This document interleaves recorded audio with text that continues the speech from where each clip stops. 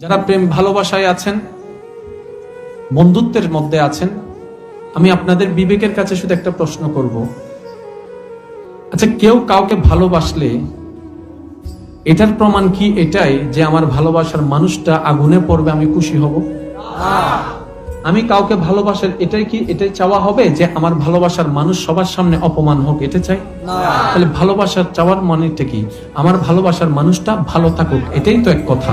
আমাদের ভালোবাসার মানুষটা একটু সুখে থাকুক, এটাই তো চাওয়া। তো সুখটা কোথায়? জান্নাতে। দিবেন কে? আল্লাহ। আমি আমার ভাই বোনদের কাছে শ্রদ্ধার সাথে বিবেকের কাছে একটা প্রশ্ন রাখবো, আপনারা ভেবে দেখবেন। সঠিক সিদ্ধান্ত আপনাদের যা মন চায় তা নিবেন, আবেগকে কন্ট্রোলে রেখে বিবেক দিয়ে ভাববেন।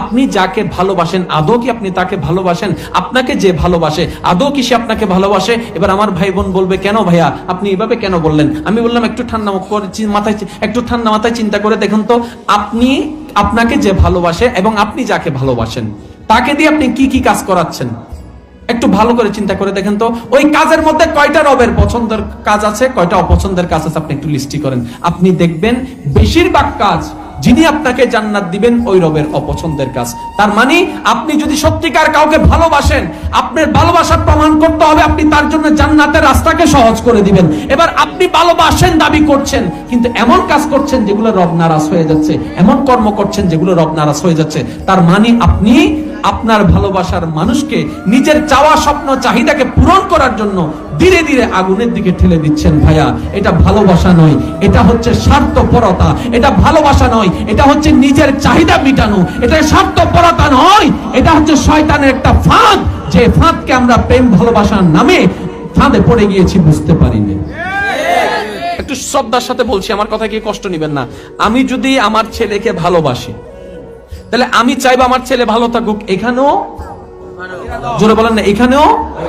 এবার আমার ছেলে যদি সুদ খায়, আমাকে চিন্তা করতে হবে আমার ছেলে তো পরকালে জাহান্নামে যাবে, সুতরাং আমাকে এখানে ভালোবাসা মানে শাসন করতে হবে, কারণ আমি তার আসলেই ভালো চাই।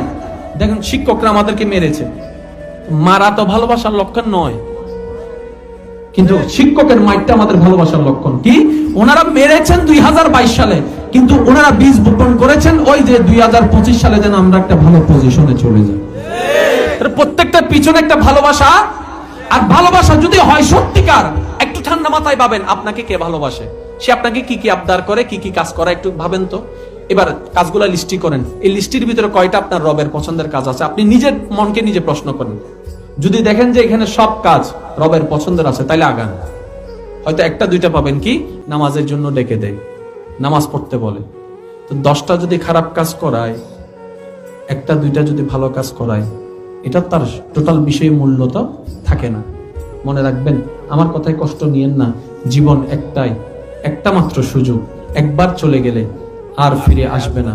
এই কিছুদিন আগে একজন ফেসবুকে লাইভে এসে নিজের আবেগ কন্ট্রোল করতে না পেরে, কষ্ট কন্ট্রোল করতে না পেরে সুইসাইড করেছিল। হয়তো সুইসাইডের আগে এটা মনে করেছিল, এতদিন গুরুত্ব দেখ না দেখ, অন্তত আমি মরে গেলে আমাকে সবাই একটু গুরুত্ব দিবে, একটু ভালোবাসবে, হয়তো এটাই ওনার চাওয়া ছিল।